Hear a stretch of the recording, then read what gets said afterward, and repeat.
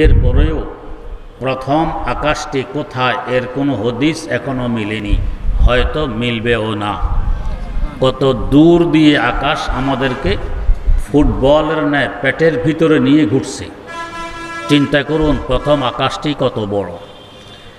দারিমি শরীফে একটি হাদিস উল্লেখ আছে, হযরত রাসূল আকরাম সাল্লাল্লাহু আলাইহি ওয়াসাল্লাম এরশাদ ফরমান, আমাদের জমিন থেকে আকাশ যেই পরিমাণ দূরে, আকাশের দূরত্ব জমিন থেকে যেই পরিমাণ, আকাশটি মোটাও এই পরিমাণ। তার মানে জমিন থেকে আকাশের পেট যেই পরিমাণ দূরে, আকাশের পিঠ এর থেকে ডবল দূরে।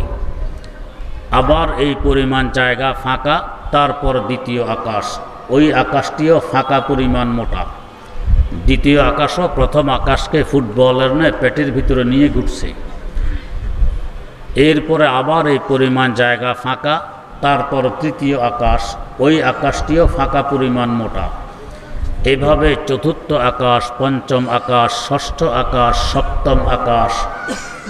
চিন্তা করুন 7 নম্বর আকাশটি কত বড়, 6টি আকাশকে পেটের ভিতরে নিয়ে ঘুরছে।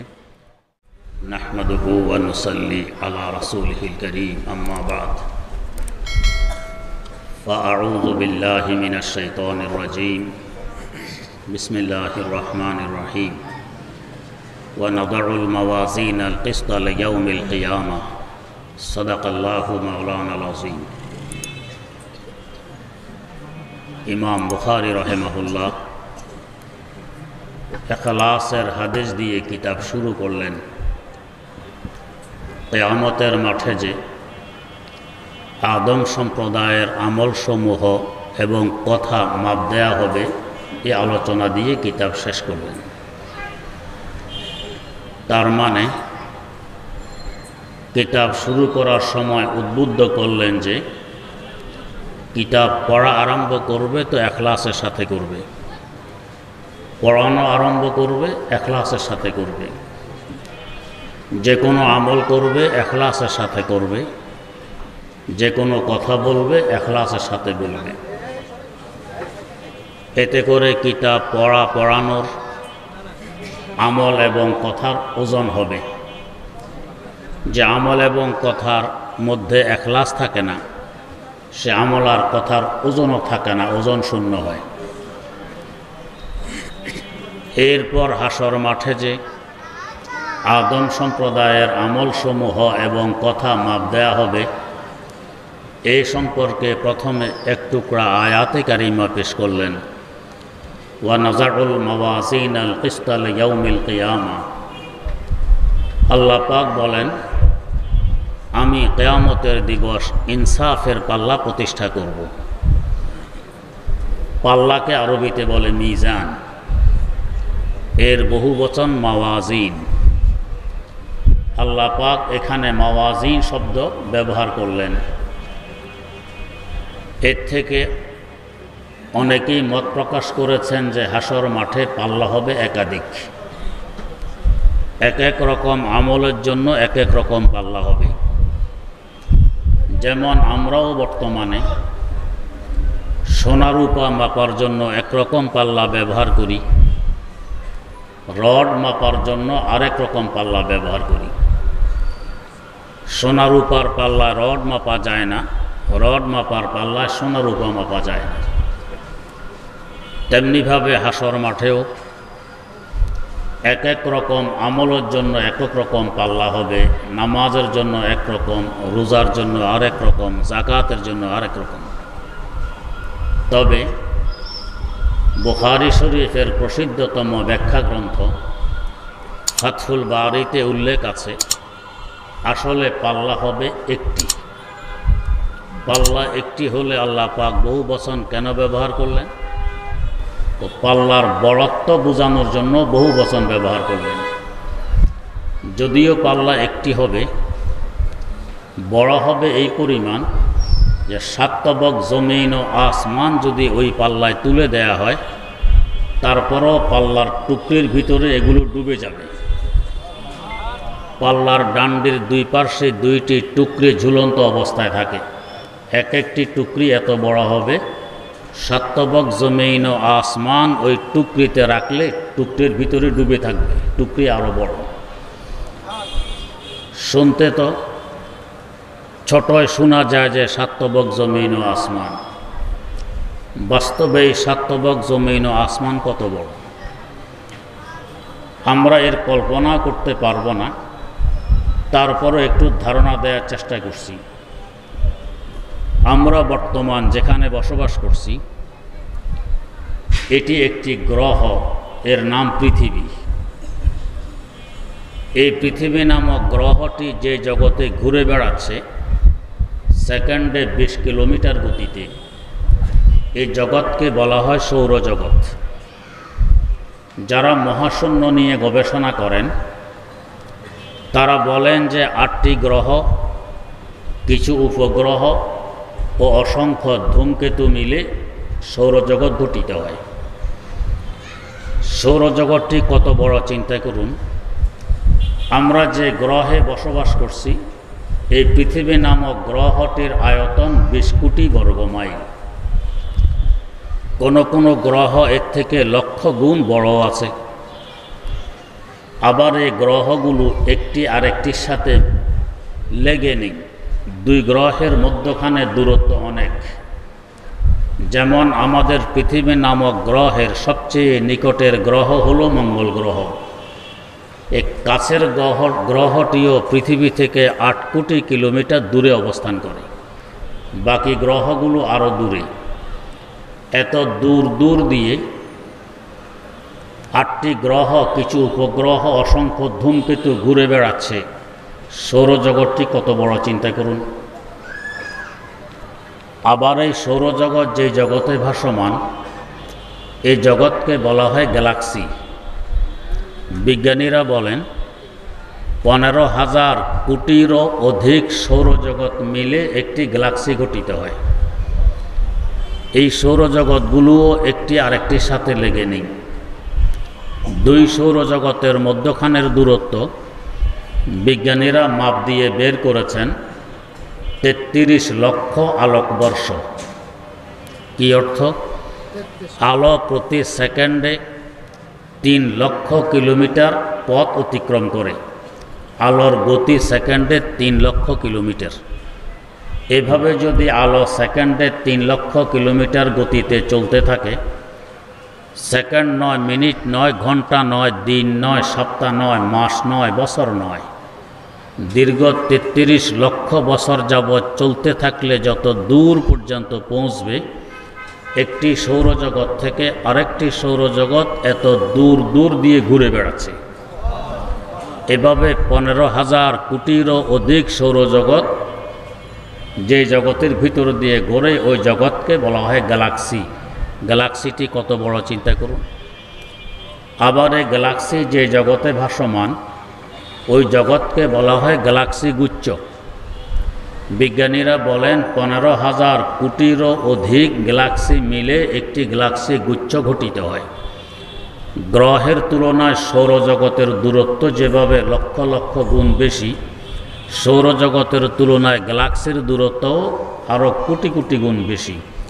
তাহলে গ্যালাক্সি গুচ্ছটি কত বড় চিন্তা করুন। আবার এই গ্যালাক্সি গুচ্ছ যেই জগতে ঘুরে বেড়াচ্ছে ওই জগৎকে বলা হয় মহা গ্যালাক্সি। বিজ্ঞানীরা বলেন 15,000 কোটিরও অধিক গ্যালাক্সি গুচ্ছ মিলে একটি মহা গ্যালাক্সি গঠিত হয়। এবার চিন্তা করুন মহা গ্যালাক্সিটি কত বড়। বিজ্ঞানীরা আজ পর্যন্ত মহাশূন্যে 15,000 কোটিরও অধিক মহা গ্যালাক্সি আবিষ্কার করে ফেলেছেন। কত দূর পর্যন্ত বিজ্ঞান পৌঁছে গেছে। এই 7টি আকার যদি হাসর মাঠের ইনসাফের পাল্লার একটি টুকরিতে তুলে দেয়া হয়, এগুলো সব টুকরির ভিতরে ডুবে যাবে। টুকরি আরো বড়। এই বড়ত্ব বোঝানোর লক্ষ্যে আল্লাহ পাক বহু বচন ব্যবহার করলেন। নাজাউল মাওয়াজিন। 2 নম্বরে বোঝার বিষয়, পাল্লাটি স্থাপন করা হবে কবে। আল্লাহ পাক বলেন লিয়াউমিল কিয়ামা, কিয়ামতের দিবস। এখানে ইয়াউম শব্দের আগে লাম অক্ষরের পরে হিসাব শব্দ উজ্জ আছে। লি হিসাবে ইয়াউমিল কিয়ামা, কিয়ামতের দিবস হিসাব নিকাশের জন্য এই ইনসাফের পাল্লা প্রতিষ্ঠা করা হবে। তো পাল্লা প্রতিষ্ঠা করা হবে কবে জানতে পারলাম? কিয়ামতের দিবস। কোথায় প্রতিষ্ঠা করা হবে? তো প্রতিষ্ঠা করা হবে হাশর মাঠে। হাশর মাঠ কোথায়? আমাদের হয়তো ধারণা আল্লাহ পাক কোথাও একটি বিশাল মাঠ সৃষ্টি করে রেখেছেন, কিয়ামতের দিবস আমরা সেখানেই সকলে সমবেত হব, এটি হাশর মাঠ। আসলে ব্যাপারটি এমন নয়। বর্তমান আমরা যেই জমিনে বসবাস করছি এই জমিনে হাশর মাঠ। তবে এই জমিন এবং হাশর মাঠে তিনটি ব্যবধান থাকবে। 1 নম্বর ব্যবধান, বর্তমান এই জমিন হলো মাটির, তখন হবে তামার। চিন্তা করুন গরম কি পরিমাণ হবে। 2 নম্বর ব্যবধান, এখন জমিন সমতল নয়, কোথাও 29,041 ফিট উঁচু হিমালয় পর্বতের চূড়া, আবার কোথাও 9 কিলোমিটার গভীর আটলান্টিক মহাসাগরের তলা, কিন্তু হাশর মাঠ হয়ে যাবে একেবারে সমান। 3 নম্বর ব্যবধান হবে, বর্তমান এই পৃথিবীর আয়তন 20 কোটি বর্গ মাইল, আমাদের কারো বিদায় ঘটে তো কারোর আগমন ঘটে, এতে করে আমরা চলাফেরার জায়গা পাচ্ছি। যদি কারো বিদায় না ঘটত, আদম আলাইহিস সালাম থেকে নিয়ে আজ পর্যন্ত, বরং কিয়ামত পর্যন্ত সকলে জীবিত থেকে যেত, তো চলাফেরা তো দূরের কথা, শোয়া বসা তো দূরের কথা, দাঁড়ানোর জায়গাও তো মিলত না। হাশর মাঠে তো সকল মানুষ এবং এর সাথে সকল মাখলুক সমবেত থাকবে, জায়গা হবে কোথায়? জমিনের চতুর্দিক দিয়ে ফেরেশতারা শিকল লাগিয়ে টেনে জমিনকে কোটি কোটি গুণ বড় বানাই ফেলবেন। এখানে কারো প্রশ্ন জাগবে, টান দিলে লম্বা হওয়া রবারের বৈশিষ্ট্য, মাটির নয়। মাটি টান দিলে ছিঁড়ে যায়, ভেঙে যায়। উত্তর অনেক সহজ, যে আল্লাহ রবারের মধ্যে টান দিলে লম্বা হওয়ার বৈশিষ্ট্য দিতে পারেন, ওই আল্লাহ মাটির মধ্যেও টান দিলে লম্বা হওয়ার বৈশিষ্ট্য দিতে সক্ষম, দিতে পারেন। 2 নম্বর কথা বুঝার, হাশর মাঠে ইনসাফের পাল্লার প্রতিষ্ঠা হবে কোন জায়গায়?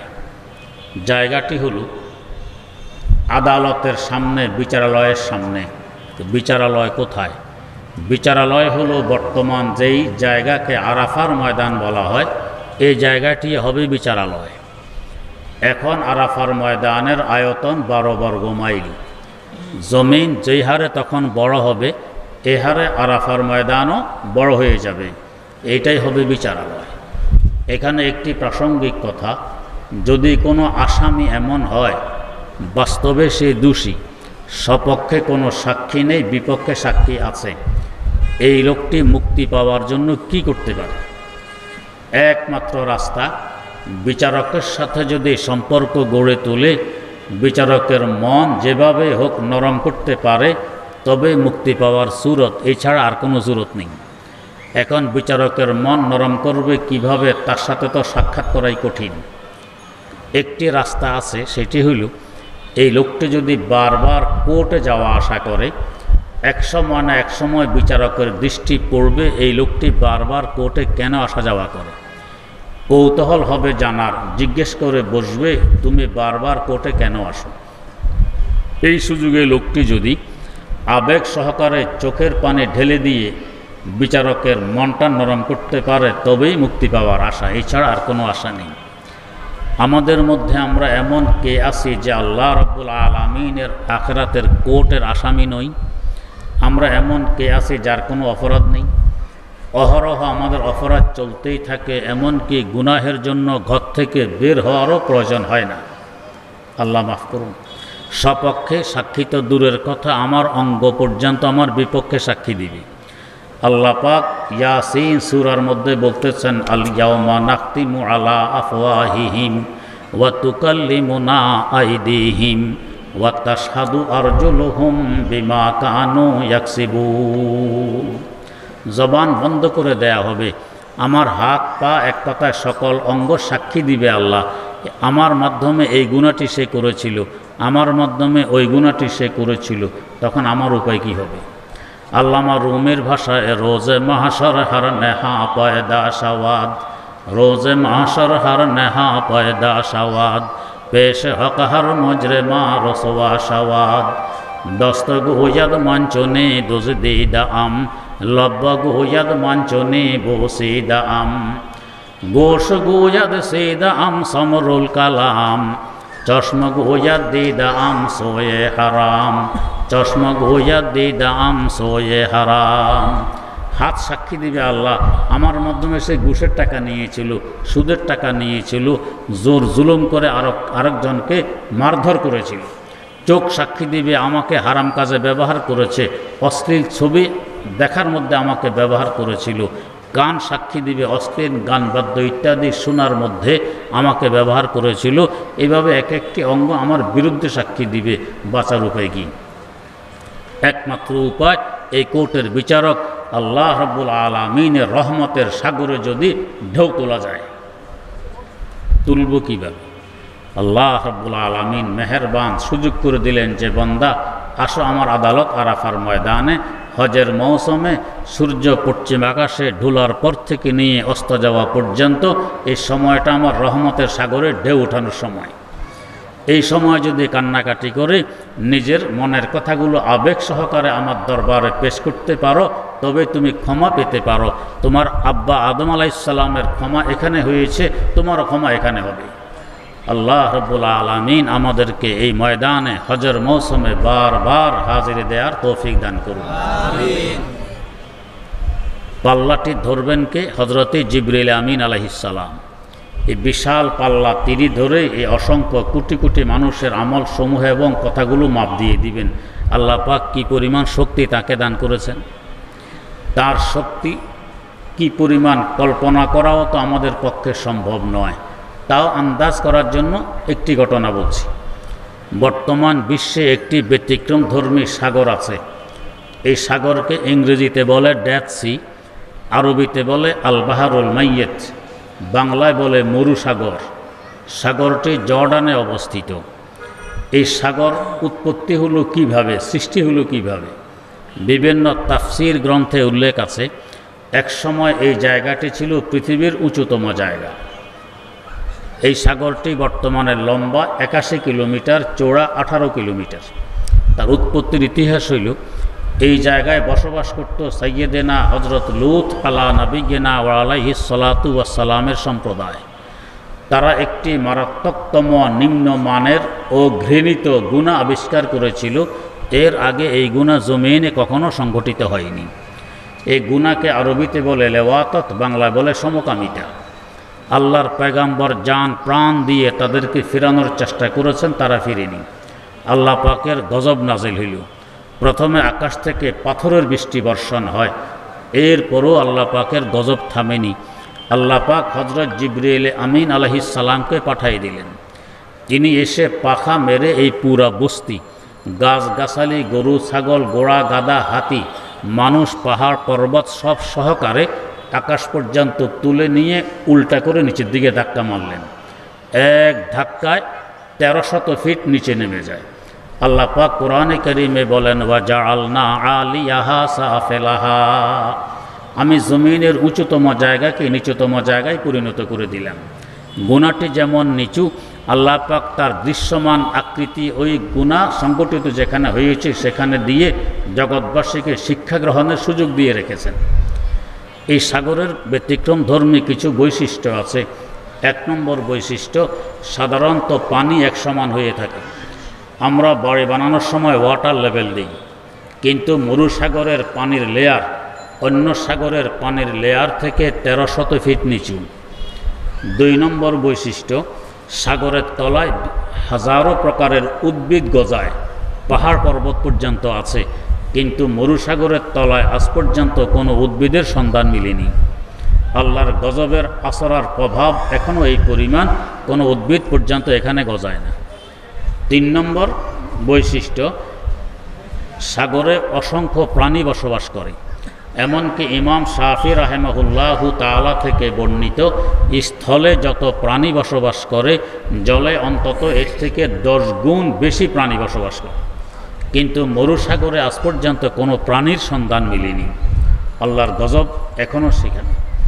4 নম্বর বৈশিষ্ট্য, কোনো মাছ ইত্যাদি ধরে নিয়ে ওখানে ছেড়ে দিলে এটা সেখানে মারা যায়, জিন্দা থাকে না। 5 নম্বর বৈশিষ্ট্য, পানি দেখতে দেখা যায় স্বচ্ছ পরিষ্কার, কিন্তু আপনি গোসল করতে নামবেন, এক প্রকার রাসায়নিক বস্তু আপনার দেহে চিমটে ধরবে, সাবান শ্যাম্পু দিয়ে পরিষ্কার করাও কঠিন। 6 নম্বর বৈশিষ্ট্য, দুনিয়ার এক সাগর আরেক সাগরের সাথে মিলিত। এলাকার পরিবর্তনের নামের পরিবর্তন। আমাদের বাংলাদেশের পাশে বঙ্গোপসাগর, আরেকটু দূরে গেলে ভারত মহাসাগর, পশ্চিমে গেলে আরব সাগর, এভাবে যেতে যেতে আটলান্টিক মহাসাগর একটার সাথে একটা মিলে আছে, কিন্তু মরুসাগরের সাথে অন্য কোনো সাগরের সংযোগ নেই। আল্লাহর গজবের কারণে উৎপত্তি এই সাগরের সংযোগ হবে কিভাবে? 7 নম্বর বৈশিষ্ট্য, দুনিয়ার সাগরের পানি লবণাক্ত, লবণের মাত্রা 3 থেকে 6%, কিন্তু মরুসাগরে লবণের মাত্রা 26%। আল্লাহ পাক জগৎবাসীকে শিক্ষা গ্রহণের জন্য এখন এই গজবের নিদর্শন হিসাবে রেখে দিয়েছেন। এই সাগরটি জর্ডানে অবস্থিত। যাই হোক, বলার উদ্দেশ্য ছিল হযরত জিবরিল আমিন আলাইহিস সালামের শক্তি, যে বিশাল একটি জায়গা 81 কিলোমিটার লম্বা, 18 কিলোমিটার চৌড়া, এই পাহাড় পর্বত গাছগাছালি ঘোড়া গাদা হাতি ইত্যাদি মানুষ সহকারে উপরে তুলে নিচের দিকে ধাক্কা মারলেন, এক ধাক্কায় 1300 ফিট নিচে নেমে যায়। এই ফেরেশতা পুরা পাল্লা ধরে মাপ দিয়ে দিবেন। এর পরের নম্বরে বুঝার কথা, হাসর মাঠের মানুষগুলো প্রথমে 3 ভাগে বিভক্ত হবে। এক ভাগ হবে এদের কোনো হিসাব নিকাশ হবে না, এদের ঈমান আছে, নেকামল আছে, কোনো গুনাহ নেই, হিসাব নিকাশ ছাড়া বিনা হিসাবে এরা জান্নাতে চলে যাবেন। এরা হবেন 5 প্রকারের মানুষ। 1 নম্বর, হযরতে আম্বিয়া কেরাম আলাইহিমুস সালাতু ওয়াস সালাম। আহলে সুন্নাত ওয়াল জামাতের আকীদা ও বিশ্বাস, নবীগণ মাসুম, তাদের কোনো গুনাহ নেই, অতএব মাপজোপেরও দরকার নেই, বিনা মাপে তারা জান্নাতে চলে যাবে। 2 নম্বর, হযরতে সাহাবায়ে কেরাম রাদিয়াল্লাহু তাআলা আনহুম, তারা যদিও মাসুম নন কিন্তু মাহফুজ। আমার আল্লাহ তাদের যাবতীয় পদস্খলন ক্ষমা করে দিয়ে নিষ্পাপ বানাইয়ে দুনিয়া থেকে উঠাই নিয়ে গেছেন। মুফতি আজম বাংলাদেশ আল্লামা মুফতি মোহাম্মদ ফয়জুল্লাহ রাহিমাহুল্লাহু তাআলা পান্দেনামায় খাকিতে লিখেছেন, কুল সাহাবা দিলান্দ আয়া রে জান্নাতি হাসতান দে বেশক জুমলা শা, জুমলা লগ জিশহায়ে শা মারফুস্তে দা, নসে কুরআন ও হাদিসা মুদবরা, দর হকে শা বদগুমানি হা মাকুন, নিজ গাহে বজ্জবানি হা মাকুন, নিজ গাহে বজ্জবানি হা মাকুন। তো 2 নম্বর সম্প্রদায় হযরত সাহাবায়ে কেরাম রাদিয়াল্লাহু তাআলা আনহুম, তারা বিনা হিসাবে জান্নাতে চলে যাবে। 3 নম্বর সম্প্রদায় ওই সমস্ত ভাগ্যবান ব্যক্তিবর্গ যারা মৌতের আগে তওবা করে নিজের গুনাহ খাতা মাফ করাইতে সক্ষম হয়েছেন। তওবা, কার নাম তওবা? আমরা মনে করি গুনাহ করার পরে বলে আল্লাহ তওবা তওবা, এটার নাম তওবা নয়। তওবা হলো 5 কাজকে একত্রিত করার নাম। কি 5 কাজ? 1 নম্বর কাজ তৎক্ষণাৎ গুনাহ ছেড়ে দেয়া। 2 নম্বর কাজ ভবিষ্যতে গুনাহ না করার অঙ্গীকার করা। 3 নম্বর কাজ আন্তরিকভাবে লজ্জিত ও অনুতপ্ত হওয়া। 4 নম্বর কাজ গুনাহ যদি আল্লাহর হক সম্পর্কীয় হয় তা কাজা করা, যেমন আল্লাহ মাফ করুক নামাজ পড়িনি, রোজা রাখিনি, এগুলো কাজা করতে হবে। আর যদি বন্দার হক সম্পর্কীয় হয় এগুলো পরিশোধ করা অথবা বন্দা থেকে মাপ নিয়ে নেওয়া। যেমন কারো পয়সা মেরে দিয়েছি, কারো থেকে ঘুষ নিয়েছি, কারো থেকে সুদ নিয়েছি, কারো জমিন জবরদখল করে ফেলেছি, এগুলো ফেরত দিতে হবে। সক্ষম না থাকলে তার থেকে ক্ষমা চেয়ে নিতে হবে। 5 নম্বর আল্লাহ পাকের কাছে ক্ষমা চাওয়া, মাপ চেয়ে নেওয়া। এই 5টি কাজ একত্রিত করার নাম হলো তওবা। যে কোনো একটি যদি অনুপস্থিত থাকে এটাকে তওবা বলা হয় না। তাই বুজুর্গানে দিন বলেন, তওবা বর লবে সাবহা দরকাফ, দিল পুরা জাওকে গুনা। তওবা বর লবে সাবহা দরকাফ, দিল পুরা জাওকে গুনা। মাসিয়ত রা খানদামি আয়াত বরসতে গফারে মা, মাসিয়ত রা খানদামি আয়াত বরসতে গফারে মা। এদিকে গুনাহ করি, এদিকে তওবা তওবা বলি, এতে গুনাহ হাসে শয়তানও হাসে। এটা মজাক করা হবে, তওবা হবে না। 4 নম্বর সম্প্রদায় যারা নাবালেগ অবস্থায় অপ্রাপ্ত বয়স্ক অবস্থায় দুনিয়া থেকে বিদায় গ্রহণ করেছে, এদের কোনো গুনাহ নেই, এরা বিনা হিসাবে জান্নাতে যাবে। 5 নম্বর সম্প্রদায় পাগলের কোনো হিসাব নিকাশ নেই, এরাও বিনা হিসাবে জান্নাতে যাবে। এই 5 প্রকারের মানুষ বিনা হিসাবে জান্নাতে যাবে। আল্লাহ পাক আমাদের সকলকে এদের অন্তর্ভুক্ত করুন। আরেক সম্প্রদায় হবে, এদেরও হিসাব হবে না, এরা বিনা হিসাবে জাহান্নামে যাবে। এরাও 5 প্রকারের মানুষ। 1 নম্বর, কারণ এদের ঈমান নাই। ঈমান যখন নাই, নেকামলের কোনো ভ্যালু নেই, বিনা হিসাবে জাহান্নামী। এরা 1 নম্বর কাফের, 2 নম্বর মুশরিক, 3 নম্বর নাস্তিক, 4 নম্বর মুরতাদ, 5 নম্বর দাহারি, যাদেরকে নাইচারি বলা হয়। এই 5 প্রকারের মানুষ বিনা হিসাবে জাহান্নামে যাবে। আর 1 প্রকার থাকবে, এদের ঈমান আছে, নেকামলও আছে, বদামলও আছে, এদের হিসাব নিকাশ হবে। এদের হিসাব নিকাশের পর এরা আবার 3 ভাগে বিভক্ত হবে। 1 ভাগ হবে এদের নেকি বেশি বদি কম। নেকি বেশি হওয়ার বরকতে এদের বদিগুলোকে আল্লাহ পাক নেকি দিয়ে পরিবর্তন করে এদেরকেও জান্নাত দিয়ে দিবেন। আর 1 ভাগ হবে এদের বদি বেশি নেকি কম। এদের বদি পরিমাণ সাজা ভোগ করার জন্য এদেরকে জাহান্নামে যেতে হবে। সাজা ভোগ শেষ হলে জাহান্নাম থেকে এদেরকে বের করে জান্নাতে পাঠায় দেয়া হবে। তবে পাঠানোর সূরত কি হবে? বুখারী শরীফ কিতাবুল ঈমান, ঈমান অধ্যায়ে উল্লেখ আছে, রাসূল আকরাম সাল্লাল্লাহু আলাইহি ওয়াসাল্লাম ইরশাদ ফরমান, এদেরকে যখন জাহান্নাম থেকে বের করা হবে, জাহান্নামের আগুনে জ্বলতে জ্বলতে এদের চামড়ার রং হবে কয়লার ন্যায় কালো, চেহারা হবে কুশ্রী বিশ্রী। এই অবস্থায় জান্নাতে পাঠাইলে তো জান্নাতের ইজ্জত থাকবে না, তাই এদেরকে সরাসরি জান্নাতে পাঠানো হবে না। জাহান্নাম থেকে বের করে একটি নদীতে ঢেলে দেয়া হবে। এই নদীর নাম নাহরুল হায়াত কিংবা নহরুল হায়াত। এই নদীর বৈশিষ্ট্য, রাসূল আকরাম সাল্লাল্লাহু আলাইহি ওয়াসাল্লাম ইরশাদ ফরমান, নদীর 1 কিনারা দিয়ে ডুব দিয়ে এরা আরেক কিনারা দিয়ে ভেসে উঠবে। ডুব দেওয়ার সময় তো কালো কুশ্রী বৃষ্টি থাকবে, বেশি ওঠার সময় কেমন হবে? রাসূলুল্লাহ সাল্লাল্লাহু আলাইহি ওয়াসাল্লাম একটি দৃষ্টান্ত দিয়ে বুঝাইলেন। দৃষ্টান্তটি হলো, যখন বন্যা আসে, বন্যার সাথে পলিমাটি আসে, বন্যা সরে গেলে নদীর 2 পাশে পলিমাটি পড়ে থাকে, 2 পাড়ে পলিমাটি হয় উর্বর। এই পলিমাটির নিচে বিভিন্ন বিচি, বিভিন্ন দানা, গোটাকাটি ইত্যাদি থাকে। এই পলিমাটির নিচ থেকে 2-4 দিন পর সুন্দর গ্যাস গজিয়ে ওঠে। এই গ্যাসগুলো যখন মাটির নিচ থেকে উপরে ভেসে ওঠে, তখন রং থাকে সোনালি, বড় মসলিন, দেখতে খুব সুন্দর দেখায়।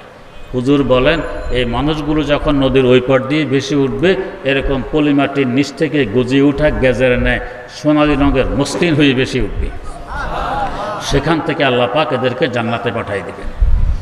আর 1 ভাগ হবে এদের নেকি আর বদি সমান। এদের ব্যাপারে একমত, এরা জান্নাত জাহান্নামের মধ্যবর্তী স্থান, যাকে আরাফ বলা হয়, এদেরকে এখানে রাখা হবে। এদের ব্যাপারে আমরা আরেকটি আশাও পোষণ করতে পারি, সেটি হলো, যদিও নেকি বদি সমান, নেকির চাহিদা হবে জান্নাতে যাওয়ার, আর বদির দাবি হবে জাহান্নামে যাওয়ার সমান, কিন্তু আরশে মুআল্লায় লেখা আছে, গালাবাত রহমতি গজবি, আমার রহমত আমার গজব থেকে বেশি। আমার আল্লাহ গরমের তুলনায় নরম বেশি। আল্লাহ রহমতকে আকর্ষণ করবে নেকি, গজবকে আকর্ষণ করবে বদি। তো নেকি বদি যদিও সমান, রহমত যে বেশি, তাই নেকির দিকে রহমত বেশি চলে আসবে। কোনো বুজুর্গ বলছিলেন, আয় রব তু কারিমি ও রাসূলে তু কারিমি, আয় রব তু কারিমি ও রাসূলে তু কারিমি, সদ শুকরকে হাসতে মুমিয়ানে দু কারিমি, সদ শুকরকে হাসতে মুমিয়ানে দু কারিমি। আল্লাহ, তুমি এক মেহেরবান খোদা, তোমার হাবিব আর এক মেহেরবান রাসূল, 2 মেহেরবানের মধ্যখানে আমরা আছি। কোন দিকে ফেলে দিবে? এদিকে ফেললো মেহেরবান তুমি, ওইদিকে ফেললো মেহেরবান তোমার হাবিব। তাই আমরা আশাবাদী। আল্লামা হালি মুসাদ্দাসে লিখেছিলেন, হামনে কে হ্যাঁ আবাদ হ্যাঁ ফেরা খের হ্যাঁ তোমারে, हमने कहे याबद हैं फिर आखिर हैं तुम्हारे, निस्बत बहुत अच्छी है मगर हाल बुरा है, निस्बत बहुत अच्छी है मगर हाल बुरा है। আল্লাহ নেককার হই আর বদকার হই শেষমেশ তো তোমাদেরই। তোমার দিকে সম্বন্ধ করলে আমি তোমার বন্দা, তোমার হাবিবের দিকে সম্বন্ধ করলে আমি তার উম্মত। আমার সম্বন্ধ অনেক ঊর্ধ্বের, তাই আমি আশাবাদী। তো যদিও নেকিবদি সমান, রহমত যে বেশি, আমার আল্লাহর দয়া যে বেশি, এই হিসাবে নেকির দিকটা আকর্ষণ হবে বেশি। আশা করি এদেরকেও আল্লাহ পাক বদিগুলোকে নেকি দিয়ে পরিবর্তন করে জান্নাতে দিয়ে দিবেন। এরপরে একটি প্রশ্নের উত্তর দিলেন ইমাম বুখারী। আমাদের পরিভাষা আমরা বলে সুয়ালে মুকাদ্দারের জবাব, উজ্জ প্রশ্নের উত্তর দিলেন। প্রশ্নটি হলো যে আমরা কিস্তের অনুবাদ করেছি ইনসাফ, নাজাউল মাওয়াজিন আল কিস্ত, আমি ইনসাফের পাল্লা প্রতিষ্ঠা করব, কিন্তু কিস্তের অর্থ হয় জুলুম, আমরা করলাম ইনসাফ। উল্টো অর্থ কেন করলাম?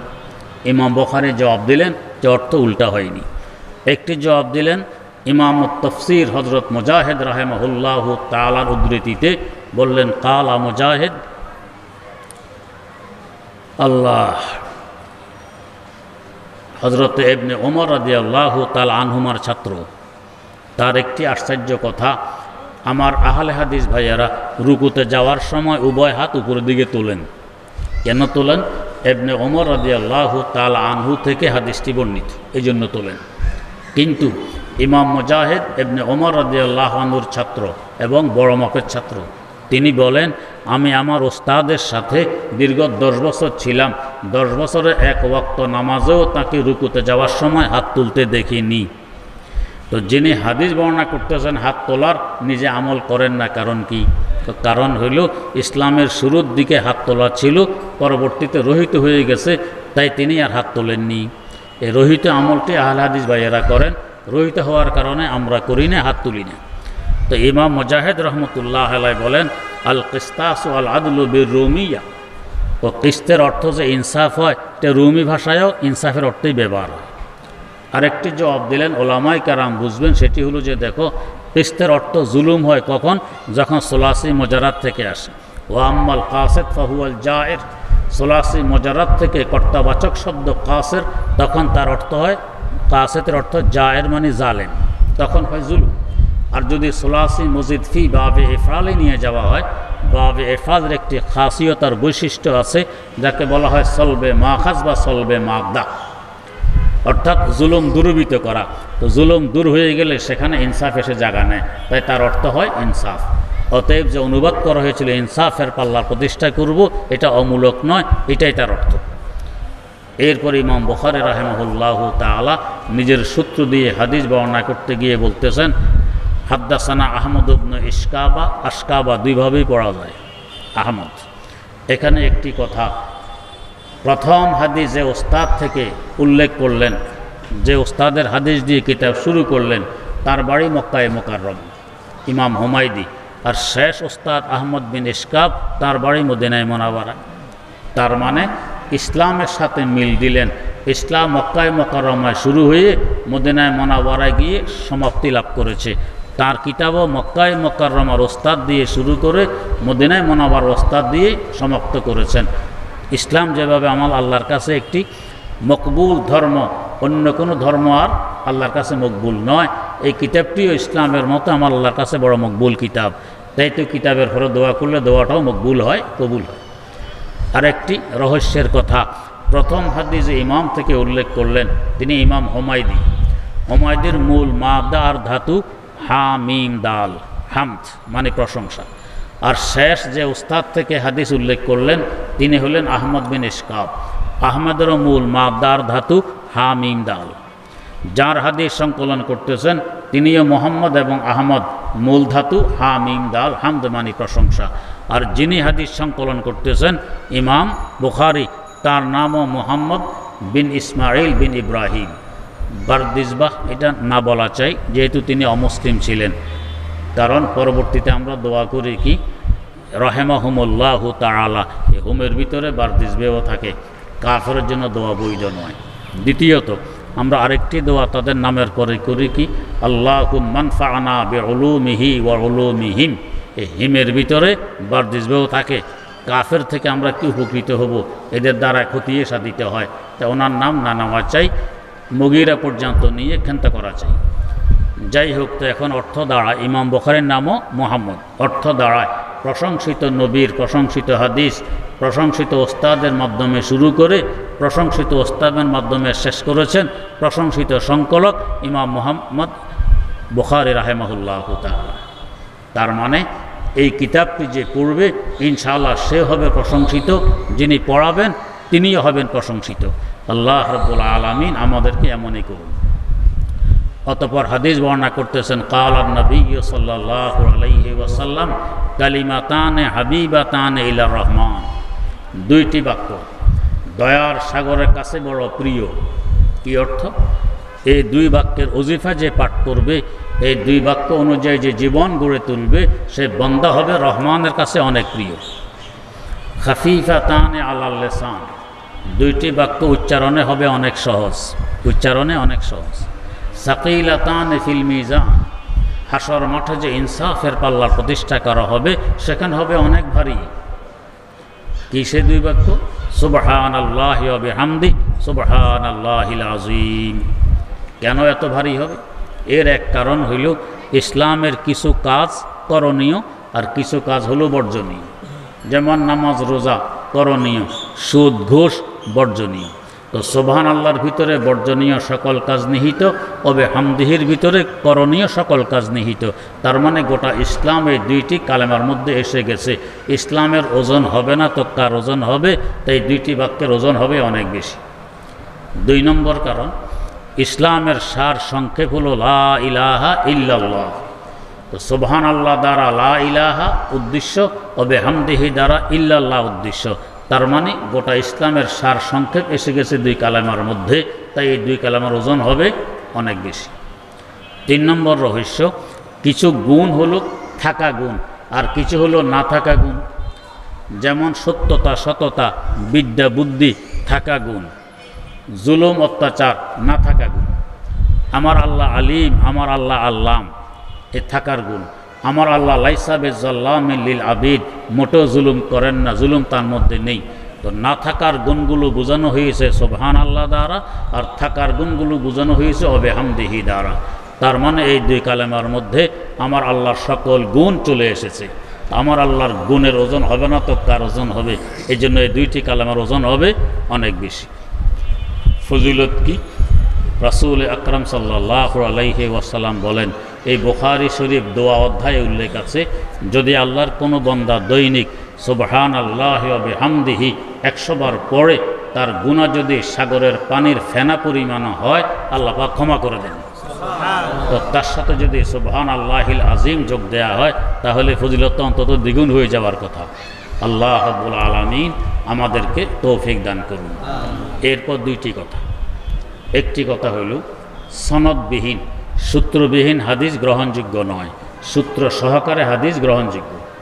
আল্লাহ রাব্বুল আলামিন মুসলমানদেরকে বৈশিষ্ট্য দান করেছেন যে নবীর প্রত্যেকটি কথা, প্রত্যেকটি কাজ, প্রত্যেকটি সমর্থন সূত্র সহকারে সংরক্ষণ করতে সক্ষম হয়েছে।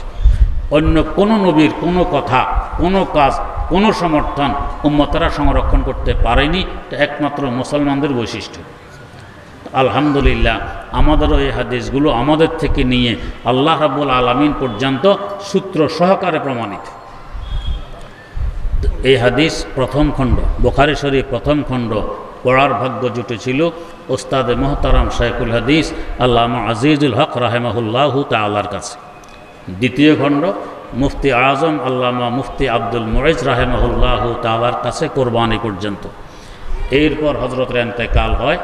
বাকি অংশ গহরডাঙ্গার শাইখুল হাদিস হযরত আল্লামা আব্দুল মান্নান কাশিয়ানীর হুজুর রাহিমাহুল্লাহু তাআলার কাছে পড়ার ভাগ্য হয়। এটা হলো পড়ার অবস্থা। আর পড়ানোর জন্য ওস্তাদে মোহতারাম শাইখুল হাদিস আল্লামা আজিজুল হক রাহিমাহুল্লাহু তাআলা এজাজত দিয়েছেন, ভিন্নভাবে অনুমতি দিয়েছেন বুখারী শরীফ পড়ানোর। 2 নম্বর, উজানের মেজো পীর মাওলানা আশেক এলাহি দামাত বারাকাতুহু এজাজত দিয়েছেন। 3 নম্বর, আমার ওস্তাদ হযরত মুফতি জাফর দামাত বারাকাতুহু এজাজত দিয়েছেন। 4 নম্বর, কিশোরগঞ্জ জামে আমদাদিয়ার শাইখুল হাদিস ও মুহতামিম মাওলানা আনোয়ার শাহ রাহিমাহুল্লাহু তাআলা এজাজত দিয়েছেন। 5 নম্বর, তুরস্কের প্রসিদ্ধ শায়েখ শেখ মুরাদ রাহেমাহুল্লাহু তাআলা লিখিতভাবে অনুমতি দিয়েছেন। 5 নম্বর, পাকিস্তানে যাকে আহলুস সুন্নাত ওয়াল জামাতের ইমাম মনে করা হয়, হযরত শেখ সরফরাজ খান সফদর রাহেমাহুল্লাহ, তিনি হাদিস এবং তাফসির 2 বিষয় পড়ানোর ইজাজত দিয়েছেন। 6 নম্বর, মুফতি আজম পাকিস্তান আল্লামা মুফতি মোহাম্মদ রফি ওসমানী দামাত বারাকাতুহুম লিখিতভাবে ইজাজত দিয়েছেন।